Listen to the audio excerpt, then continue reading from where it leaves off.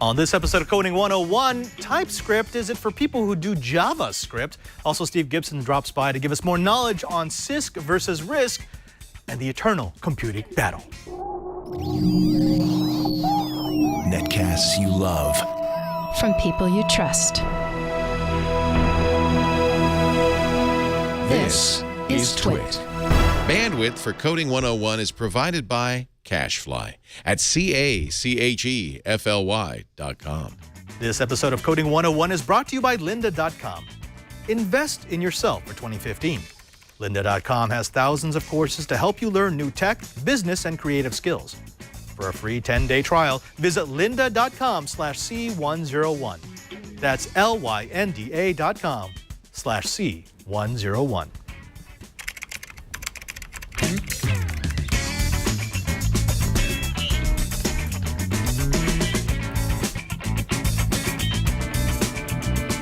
Welcome to Coding 101. It's the Twitch show where we let you into the wonderful world of the Code Monkey / Code Warrior. I'm Father Robert Ballas, the digital Jesuit, and joining me today is our super special guest host, Mr. Lou Maresca from Microsoft. He's a senior development lead.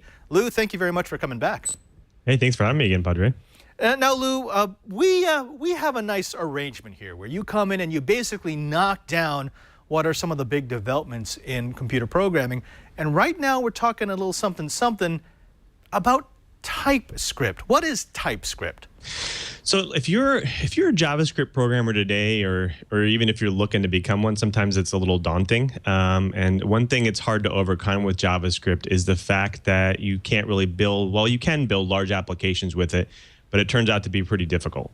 And I don't know, Padre, have you built large applications with JavaScript before? I mean, forgive me if I'm wrong here, but I've always used JavaScript as more of a novelty. It does fun stuff on client side, but I would never, ever, ever consider using it for something that was large scale. Yeah, I think one of the big challenges with JavaScript is really maintaining it. And really the problem is not necessarily with the language itself. It's just really how diligent some of the developers are when they build it. And so a lot of times large applications today are built, with what they call strongly typed languages. And what that means is it allows you to kind of define the types, and then the compiler will then check them to make sure you're right. Like, for instance, you can't, add a string together. You have to kind of you can add a string together, but if you're intending to actually display a number or get a number out of it, the compiler would say, no, you're passing a string into a number, and that's wrong. So it kind of forces developers to be more diligent in what they're doing. Okay, wait, hold on. I want to clear something up right now, because there's an entire generation of programmers, myself included, for whom this conversation is completely unnecessary because I don't want to use JavaScript. And I've always been told JavaScript is insecure, JavaScript is horrible, JavaScript will lead to exploits, JavaScript can't be used in a serious application. Why go through all the time and the effort to create something that is easier to use for large-scale applications? So I think that's kind of where the merge of these strongly typed languages are coming in to potentially JavaScript, allowing you to build in like an optionally typed language or an implicitly typed language, and then just converting that into JavaScript, and then you're really just maintaining the language that actually capable of maintaining, that can run through tools and IDEs and other compiling tools and syntax tools and so on, linters and all that stuff, that then can make it easier to maintain in the long term. Like, for instance, Google has Google Web Toolkit, which allows you to program in Java, which is a strongly typed language that compiles down to JavaScript. But sometimes it requires a whole new IDE, development environment, and even sometimes new ways of thinking. But then here is where kind of TypeScript kind of jumps in. And TypeScript is really what they call a superset of JavaScript, meaning that any valid JavaScript code is also TypeScript. But TypeScript, what it does is it proves the IDE. It does analysis of type hints. It makes developers' intent clear because you can specify optional types and inferred types. You build out classes. And what this allows you to do is surface any type of bugs or issues that can basically not be found until you run JavaScript code in a real environment or in a runtime environment. So kind of where it comes in. And TypeScript integrates to like IDEs like WebStorm and Eclipse and Sublime Text and Visual Studio and Emacs and Vim and all the ones that all developers kind of like out there. And really what it adds is a support for classes and optional typing, which is verifying your type safety like integers and strings all at compile time. Basically what we used to call in some of the beginning episodes of Coding 101, what we call sanitizing your code. And it supports inheritance and generics, which is, types to be specified later, so to speak.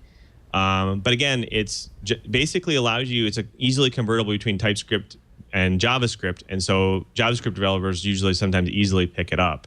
But again, it makes it a lot easier. It makes it more maintainable from a JavaScript perspective, from a large web application perspective. Lou, I understand that TypeScript can actually take in existing JavaScript code. But my question is, does the programmer have to do anything to make sure that his previously JavaScript code will work with a stronger typed TypeScript compiler? So, I mean, you could just potentially take a big blob of your existing code and shove it into TypeScript and it will work. But TypeScript has recommendations. You can actually go through their documentation, as well as even what they call a online TypeScript playground. And what it'll do is it'll show you ways to actually break apart and modularize your code. Modules and are basically like namespaces, a way to kind of group your classes and your types. It gives you ways to do that so that this way you can break up your code and make it a little bit more maintainable by large teams. Like if you want one team to work on one part and another team to work on another part. So yeah, you could just copy your existing JavaScript directly in there and boom, away you go. But the advantage of TypeScript is not that. The advantage of TypeScript is starting to slowly move your code into modules and break it down so that you can have it easily maintained by larger groups.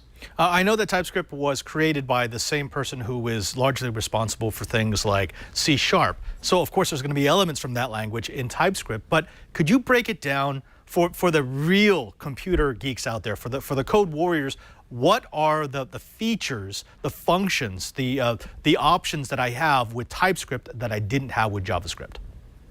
Yeah, so I mean, there are some things that you get with JavaScript that's just really tough to. So like TypeScript, there'll be like one line that you have to write to create like a module or namespace, versus it might be a little harder to do that in TypeScript. In JavaScript itself, but it supports classes and inheritance and object-oriented concepts like inheritance and optional typing. It also supports generics, which is not necessarily supported in JavaScript, which is types to be specified later that are basically instantiated when you need a specific type to be provided as a parameter. There's modules, like I said, and again, there's straight inline JavaScript. So there's very specific things that might be supported in JavaScript themselves, but they are much easier to do when you're doing them in TypeScript. And another thing too is, just a heads up, is some of the new versions of JavaScript support ECMAScript, which is basically C# or Java-like classes, which compile down to just normal JavaScript prototype chains classes. So that's important, because that means that you can just start building a whole bunch of Java-like objects and classes and inheritance, all this stuff, and then it'll just compile down to JavaScript later. And that makes it so that you really feel like you're building a large-scale application in even kind of like a strongly typed language like C# and Java. Lou, we've got a question, or more of a statement in the chat room from Quickston UK, who says, well, look, 10 million Minecraft users can't be wrong, right? I mean, Minecraft runs with JavaScript. My question is this: now that Minecraft is owned by Microsoft, will they migrate the code over to TypeScript? And is there a reason for them to do that? So the reason for it to do is depends on, I don't even know how big the Minecraft development org was when they were building it. And it all depends. I mean, sometimes Microsoft usually has pretty large development orgs. And so 500,000, 5,000 developers, it's sometimes really hard to maintain a JavaScript-based application. I mean, there's a project called Mozilla Shumway project, which is 170,000 lines of TypeScript, which is basically an HTML5 product that allows you to convert your Flash SWFs, your Flash files, into HTML5 versions. And they basically built it in TypeScript because they didn't want to have to go and build all this JavaScript to do it. And so I'm going to guess that if it's maintained by a large organization and they find advantage to integrating into their build system, they probably will start to slowly convert. And that's a lot of products are doing that. Even CRM is slowly converting a lot of their components to TypeScript definitions. And so it's because, again, we have a large development org and we need to be able to maintain all that code. So there is a large advantage to doing it. And there's a lot of examples online that say, hey, I used to build in JavaScript, but now I've moved to TypeScript. I've moved to Facebook's Flow or Google ActScript, which are very similar type projects out there, and they're all trying to do the same thing, make it easier for people to develop large applications. Okay, well, maybe some of our folks are sold. If they want to start messing around with TypeScript, where should they go? Where are all the resources they can find for TypeScript? Sure. So, I mean, the best place to go is the TypeScript language or TypeScriptLang.org, and they have what they call a playground out there, and you can basically start playing with it. Right up front, you type in your JavaScript code on the left, and then or TypeScript code on the left, and it converts to the JavaScript. Plus, there's a little drop-down box at the top. You can see it here on the screen, where you can see all the different things that TypeScript kind of adds that JavaScript makes really difficult. So you can see kind of the code on the left versus the code on the right. And again, you can code right in here and see how it actually will run and convert over, and it basically shows you how easy it is to do. But again, other IDEs like free IDEs that you can download will like Visual Studio Web will allow you to download it and integrate that with TypeScript, Visual Studio Express for web, and it'll allow you to use TypeScript right in there, and you can immediately try to start converting or writing JavaScript or TypeScript code and watching it convert to JavaScript right up front, right in your web application. So, I mean, encourage you to go try that out. It's actually really, really helpful, and we, like I said, a lot of large projects are starting to move to it. Why not? You might as well give it a go, and especially if it's going to be so easy for you to use it. Now, Lou, unfortunately, when we come back, we're going to have the last episode with Steve Gibson for a while, and yeah, there's. Yeah, a little bit of a tear runs down my face.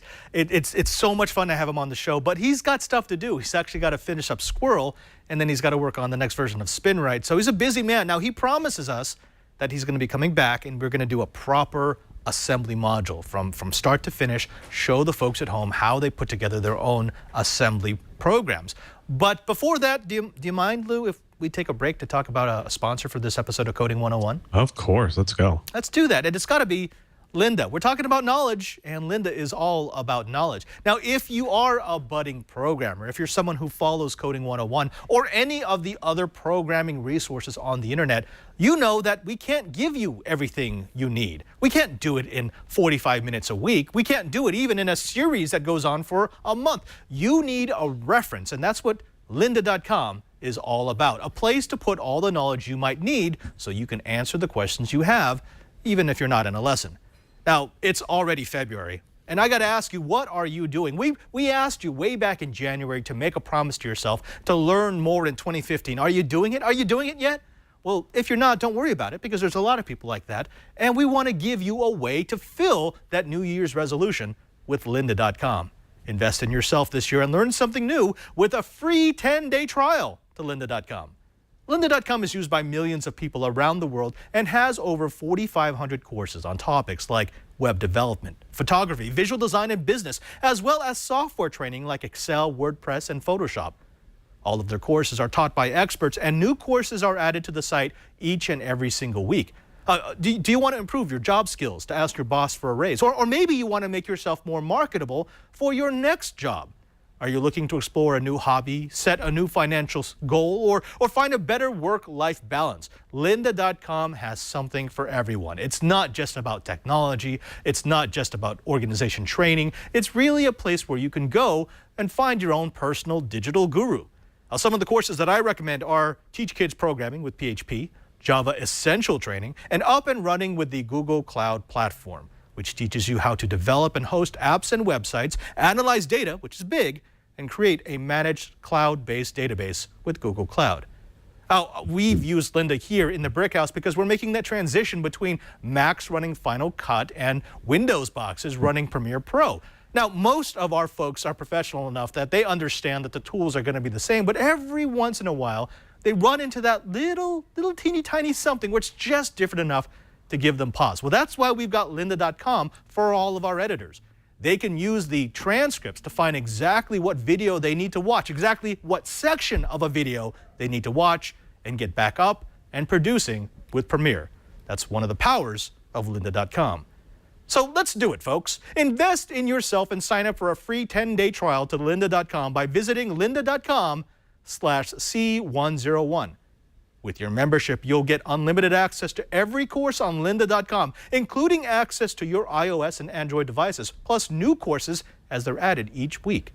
That's lynda.com/C101 to try it free for 10 days. Go ahead. I challenge you to learn something new.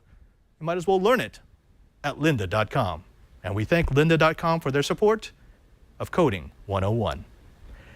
Here's my favorite part of the show, where we get to bring in our code warrior, who just happens to be Mr. Steve Gibson. Steve, thank you very much for coming back onto Coding 101. Great to be here, Padre.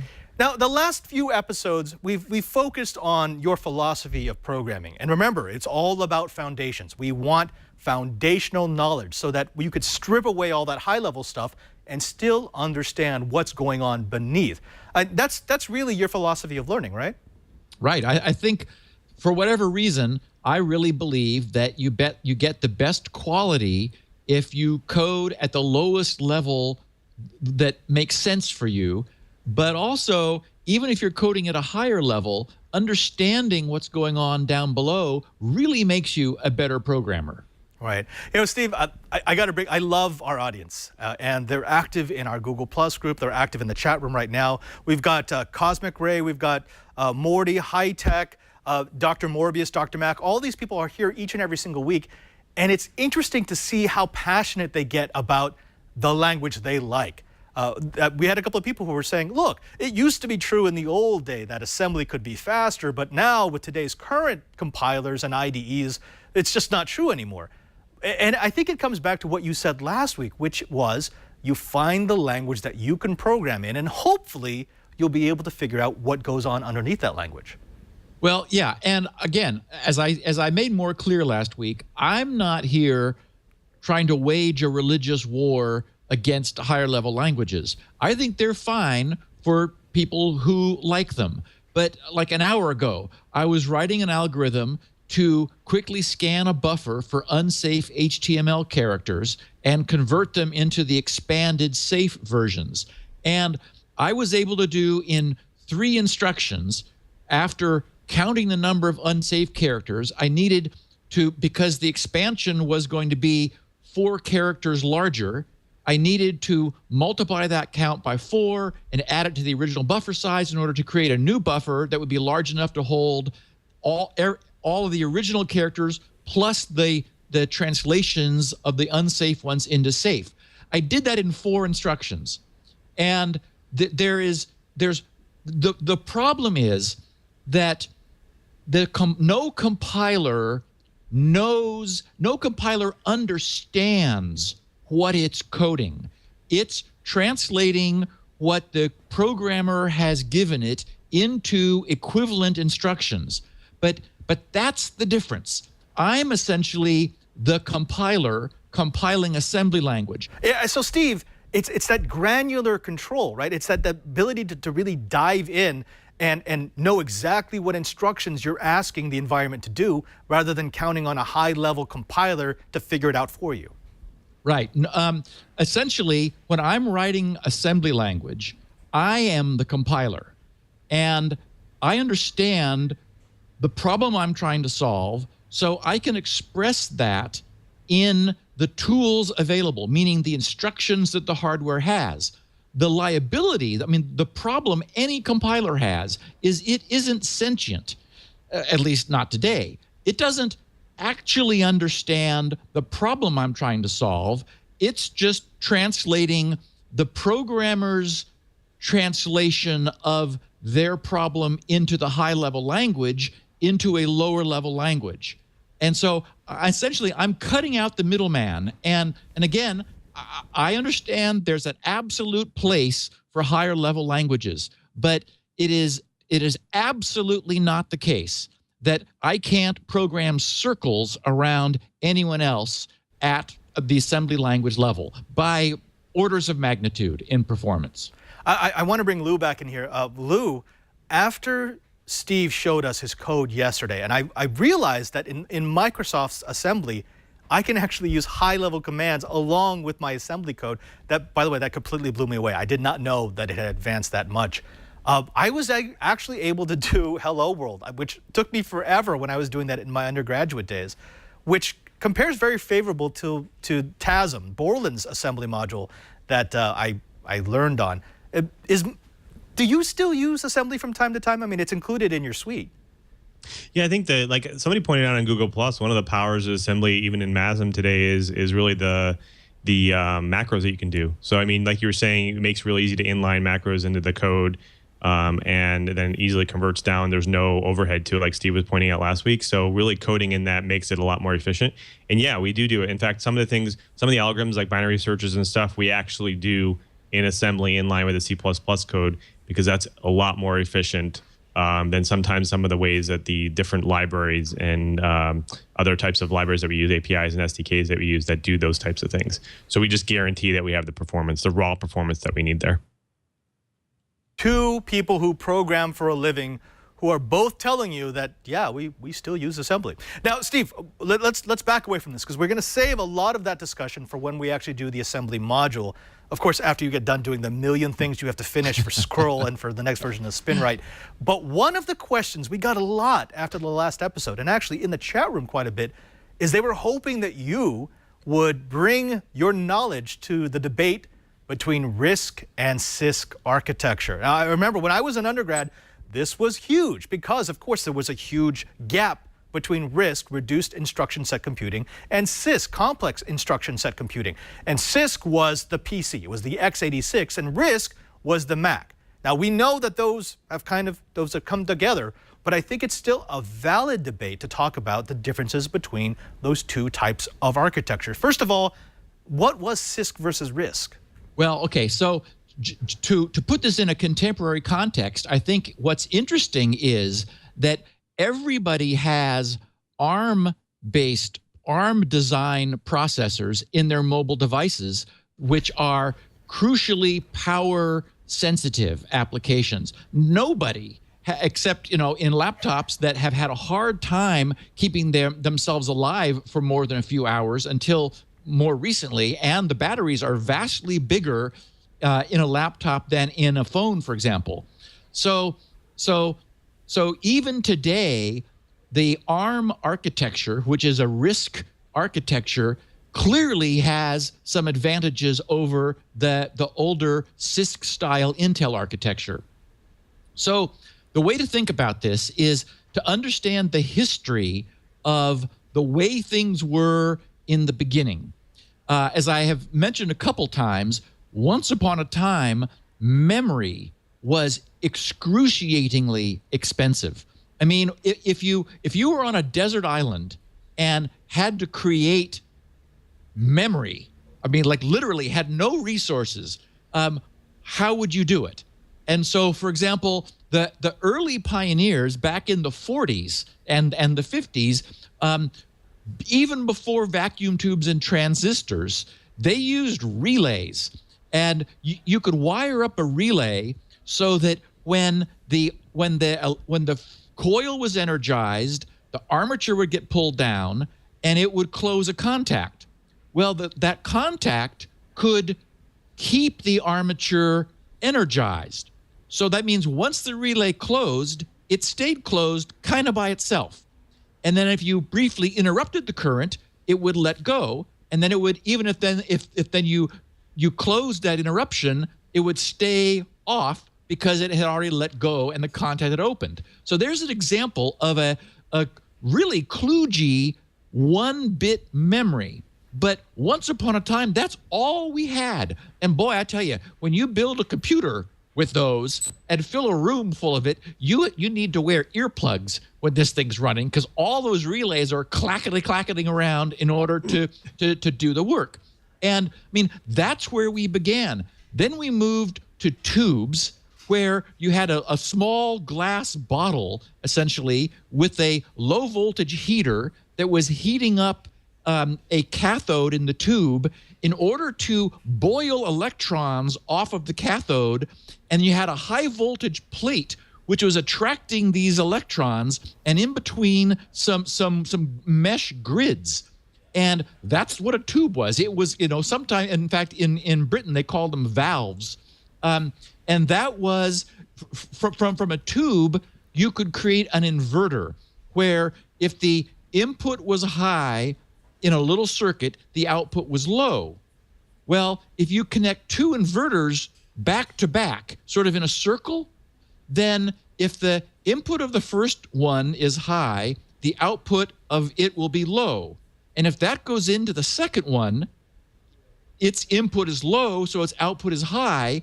And if you hook that back around to the first one, you've got these two little inverters, and they're stable. That is, it will stay that way. Now, if you were to briefly yank the input of the first one high, then its output would go low, and the second one's output would go high, and that would come back around and remember that. So essentially, and that's called a bistable multivibrator, because it's stable in two different states. So now we have two tubes which can remember one bit. And they're quiet, but they're burning out all the time. And they're producing, because you have to boil electrons off of the cathode, they're like little heaters. In fact, the low voltage winding in there is called a heater, and they have to warm up in order to function. So we've replaced this incredibly loud clackety process with something which is at least quiet, and it's much faster, because now we're just switching electrons rather than moving metal plates up and down. But we're producing a huge amount of heat, and we have the problem that these tubes burn out. And when you've got 10,000 of them, every time you turn the computer on, some are just going to burn out. So then you go around trying to find the ones that burn out, and it takes a while to get the computer going. We moved from there to transistors, thank goodness, and did the same thing. Two transistors can be two inverters and remember one bit of data. The problem with all of that is that these are volatile, meaning if you turn the power off, you lose the state of that bistable multivibrator. It forgets. So early pioneers had to come up with a way of creating a memory that wouldn't get lost when you turn the power off, or when someone tripped over the cord by mistake. And again, if you think, okay, now what do we have? What possibly do we have that won't forget something? And these early guys were very clever. They figured out that they could use magnetism in order to statically remember something. So what they did was they used little donuts of ferrous material to create what has now become well known, almost now in lore, because no one has anymore, a so-called core memory. These little donuts were individual cores, and they could be magnetized in one direction, clockwise, or in the other direction, counterclockwise. And when you turned the power off, they would stay that way, which was just a blessing back then. Okay, so we've gone through a huge amount of work. Steve, 1 second. First of all, I have to make a throw out, because vacuum tubes were really my first exposure to something that would become my fascination with integrated circuits. And I remember the vacuum tube testers at Radio Shack. Yep. And I just mentioned that because they're now going away. But that's where I would take my tubes to see if they were still good for me to experiment with. But also, I'm getting this from the chat room. Brian, if you could bring that up. Most of the chat room, hearing you talk about this, you're doing some serious face melting right now, sir. And we love it. Please more. Okay, so now what I wanted to impress upon us is the expense of a bit of memory. It is back in those early days, memory was, first of all, it was impossible. Then it was possible with earplugs. Then it was possible with good air conditioning and a lot of patience. And so finally, we came up with a way of using magnetism to give us non-volatile memory. But in order to create a usable amount of that, we would take these little tiny cores and thread them with wires in order essentially to magnetize them and demagnetize them and sense when the polarity of magnetization reversed. So that was a plane of memory core, but even then, 4,000 of them times, for example, 12 planes of 4,000 cores was a huge amount of work to create. And once you got it done, you had 4K words of memory. I mean, nothing in current sort of standards, but that's the kind of memory they had to work with. So the point of all of this is, if memory is incredibly expensive, you have to arrange. Yeah, there's a perfect picture of it there. You exactly, beautiful little planes of core, and that's the X and Y select and the sense wire that allows you to determine when you are changing the polarity of the core. How much memory would you think is here, Steve? And what, like one of these arrays? Maybe 32K. Okay. Bits. And the other thing that's tricky about that is, in order to know what's in the core, you have to destroy it. That is, you have to write zeros to a specific core through a set of planes. And only the cores that switch from a 1 to a 0 will generate an impulse on their sense wire. But so that tells you the ones that were 1s generated that. But in the process of determining that, notice that we just had to kill it. We had to write zeros to it. So that's called destructive readout, because it destroys the data in order to get it. So that meant that every time you read something, you had to write it back in order to have it still be there again. But there was actually something rather clever that the designers took advantage of, and that was called a so-called read, modify, write.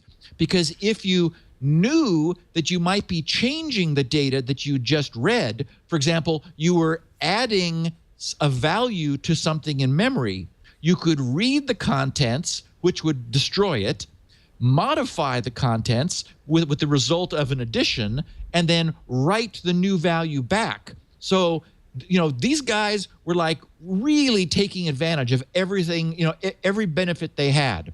But the point of this is, if you have essentially no memory because the memory is too bulky, a single bit is a little magnetic. One bit is a little magnetic core, and we just saw pictures of these big modules that may have 32K bits in them. What that means is that if you're going to use this memory to contain the instructions to drive a CPU, some sort of processing unit, you need the value that you're storing, the amount of information to be as great as possible. In other words, you need complex instructions. You need to be able to have a small set of bits specify something significant for the CPU to do. And if you're able to do that, then you're able to economize on the number of instructions you need. So that's one part of that. The other part is that back in those days, human programmers were still dinosaurs. Well, they weren't dinosaurs. They were newly created creatures. I'm a dinosaur because I'm still programming in that language. But programmers were actually programming in that language. So they wanted the most complex instructions too. They wanted, with a few instructions, to be able to get a lot of work done. And so there was a balance that was struck in a little bit of memory and a lot of complexity in the processor. That was good because memory was incredibly expensive and hard to come by, and so were programmers. And so you needed programmers that didn't have to write too much code in order to get a lot done. So that's complex instruction sets. I won't go into it in any further detail. We can certainly do that easily anytime in the future. What happened over time is that world changed. Memory increasingly dropped in price to the point now where, it still makes my head spin when I look at, the gigabits you can get on a little strip for $10. It's just unbelievable compared to the memory back then. It's volatile memory because it's actually stored in capacitors that tend to leak over time, which is why you have to refresh the contents continually. You have to go back and read it before the contents has had a chance to leak away to the point where you can't tell if it used to have a 1 or 0 in there. But that technology is extremely dense and thus extremely inexpensive to manufacture. So, and we have non-volatile memory in SSDs or in hard disk drives. So we sort of load the volatile memory on the fly when we boot our computers up. So the way they operate has changed over time. But mostly the amount of memory available and the expense of memory available has just dropped. And that's allowed us to create an intermediate layer, the compiler, which insulates the programmer who wants to think in sort of more abstract, larger, broad brush terms. That's insulated the programmer from what the computer is doing underneath. Programmers don't need to know that. And so those two things brought about an evolutionary change in the way computers were designed. One of the things that happened when compilers started to be created for complex instruction set computers is that when they examined the instructions that were being used, the architects of the computers discovered that the compilers weren't using a lot of them. They had built in fancy instructions that did all kinds of cool stuff. For example, the height of that was the Digital Equipment Corp, the DEC VAX architecture. There were instructions in there for doing things like managing linked lists in the machine language, which is something you normally do at the high level. The actual chip would manage linked lists and all kinds of advanced data structures, because that's sort of the direction they went in. But if a programmer didn't have an exact match for the way they wanted to link items together, then the instruction that was sitting there begging to be used for that wouldn't get used. It couldn't be used. But more importantly, the compiler turned out not to really be able to make use of these complex instructions. What they found was that it was the simple instructions that the compiler was using a lot more of, rather than the complex instructions that were there. But notice also that those complex instructions cost money. It cost money in terms of silicon area in order to create them. And this was money that was being wasted because they were not being used. So all of these various pressures got people to sort of rethink the proper architecture sort of like moving forward. And it's from that rethinking that the concept of a reduced instruction set came about. The idea being that programmers who actually had to code that would just shoot themselves, because it was painful to hand code a RISC instruction. But the point was, humans weren't supposed to.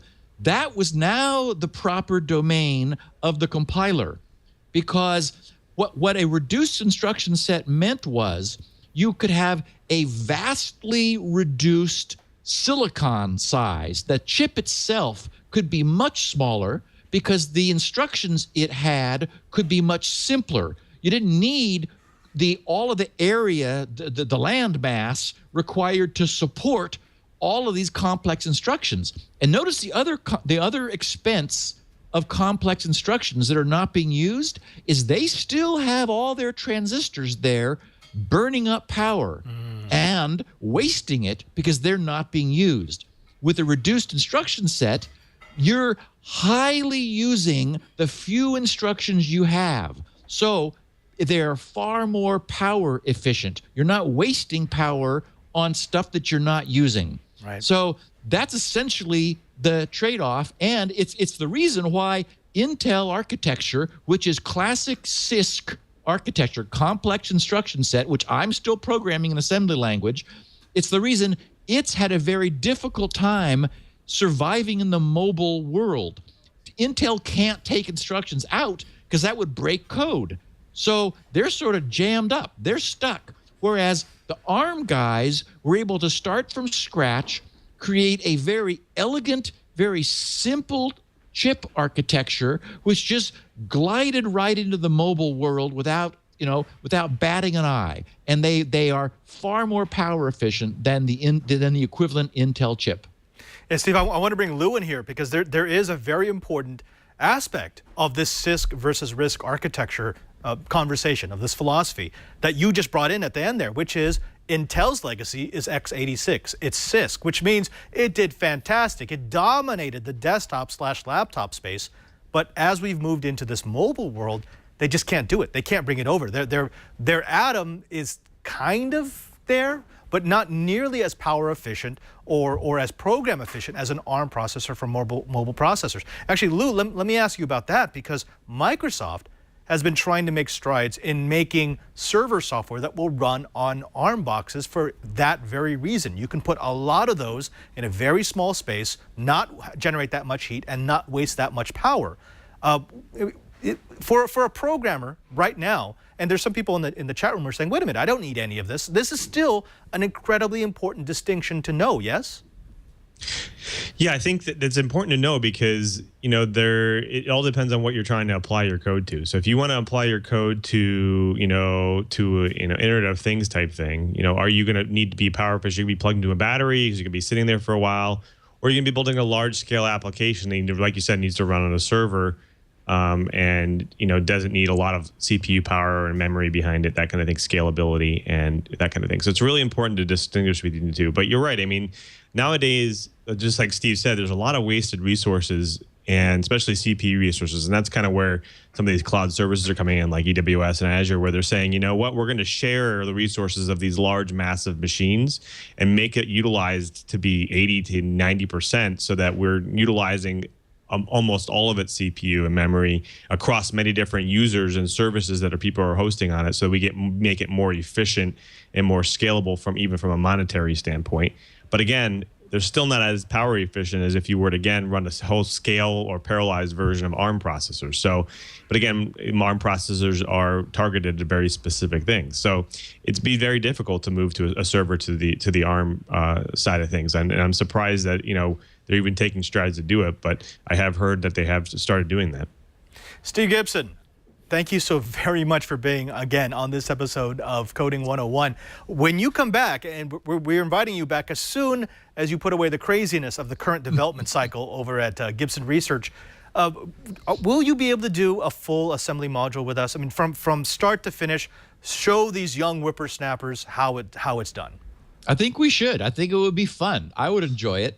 I found that project over on Google that I talked about last week, the PEP8 project, and I like it because it's a synthetic computer, but it is cross-platform. It's free and it's available for Windows, Mac, and Linux. And I think that's crucial because that way everyone is able to look at the examples and play with the stuff that we create. And yeah, we can just go through and sort of start with the basics of bringing things from memory and adding them and putting them back in memory and messing with loops and, play with Fibonacci numbers and find primes and all that in assembly language. Fantastic. Of course, people can always find you on Security Now every Tuesday it's 1 o'clock, yes? Correct. And well, until next month in March. We'll be switching to 1:30. Exactly. So we're giving Steve a little bit more time because, I mean, as you can tell, there's nothing but nuggets, gold nuggets that fly out of his brain.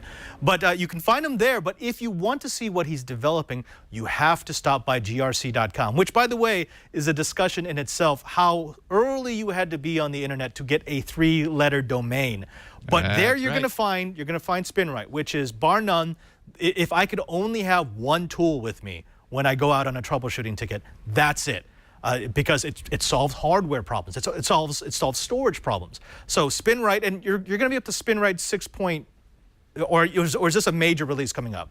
No, we're at 6.0 now, and I'll be doing 6.1, probably a 6.2 afterwards. I want to take responsibility for the fact that I haven't updated SpinRite in a decade, and things have changed in 10 years. So I'm going to make 6.1 and 6.2 free for everyone. 6.1 will no longer use the BIOS. It'll go directly to the hardware. Nice. And I've seen something like a 0.5 terabyte per hour performance that we were getting. I've already got the bare metal new code running, and we're benchmarking it. So that allows you to do a 4 terabyte drive in 8 hours, so overnight, which is a huge performance improvement. It'll run natively on the Mac. The only reason it doesn't now is that the Mac has a USB-esque keyboard, and so I'll be able to work with that. And then 6.2 is going to add deeper USB support. And then my plan is, depending upon what else comes up in the meantime, to do a version 7 that will do a whole bunch of things beyond what SpinRite has ever done before. And of course, you're still working on Squirrel, which, as we know, could potentially replace passwords, change the way that we think about authentication. It has the potential to do it. If the industry picks it up, it can work. The demo is now online and working. We're in the process of polishing it now, so I don't have links to it yet, but we'll certainly be talking about it in the future. And it is a viable, feasible, complete replacement for the whole username and password mess. Steve Gibson, I believe that people are now saying that you are Breaking Bad Gibson, and I believe Brian actually has a little something for us to remember. You are the one who compiles. Thank you, sir, for being on Coding 101. Thanks so much. My pleasure. We also want to thank our super special guest host, Mr. Lou Maresca, again, senior lead for Microsoft, for being our guest co-host. Lou, could you please tell the folks at home where they can find you? Definitely. I want gold nuggets to come out of my brain, too. You can find me on Twitter at LouMM, LOUMM, and also about me, LouMM. And, of course, check out soon lewism.com for some of my projects that are coming out. Hopefully, there'll be gold nuggets coming out of my head, too. And then, and of course, all my work during the day is at crm.dynamics.com.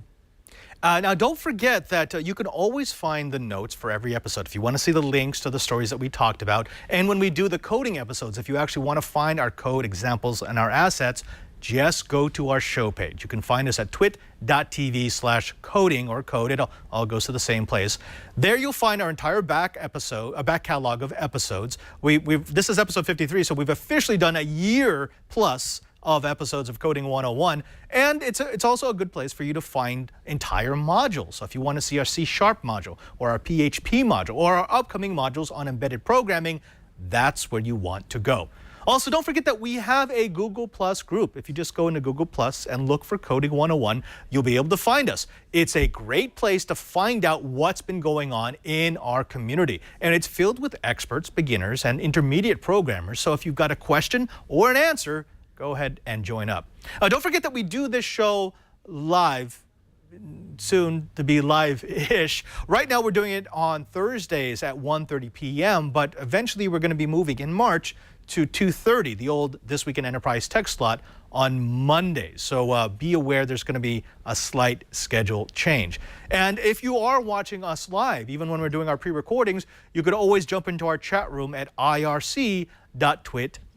I want to thank everyone who makes this show possible, to Lisa and Leo for letting me do this show on the network, and also a super special thanks to my TD, Mr. Cranky Hippo himself, Brian Burnett. Brian, where can the folks find you on the Twit TV network? They can find me on Twitter as one of the places, at cranky_hippo. Oh, yeah, that's me. That's yours. That's if you follow me on Twitter, you might see something like this. This is kind of behind the scenes. This was in the basement just a few, like an hour ago. Oh, that is... I found Hypnotoad down there. This is what happens when you let Burke into the server room. Yeah, exactly. So, yeah, if you follow me on Twitter, you get a little behind-the-scenes stuff of a twit. There's a Scotty picture. But also, I'm doing coding C++ in school, and this is fascinating stuff. But Steve was melting my face. So I'm going to have to go back and watch it again. A little bit of face melting is always good. Until next time, I'm Father Robert Ballecer. Oh, and by the way, Next week, we're starting our embedded programming module. So 4 episodes where we're going to be showing you how to take an Atmega chipset from Atmel, also known as the Arduino, and turn it into something useful in the real world that requires both hardware and software skills. Lou was with us. It's going to be a killer, Lou. Yeah, you're gonna love it. It's good stuff, man. Yeah. And after that, I believe we've got plans for a Ruby module. So we just did our Steve Gibson super ivory tower, super theoretical segments. We're now going to get right back into the trenches with you to teach you some of the latest and greatest in programming. Until next time, I'm Father Robert Vallis there. End of line.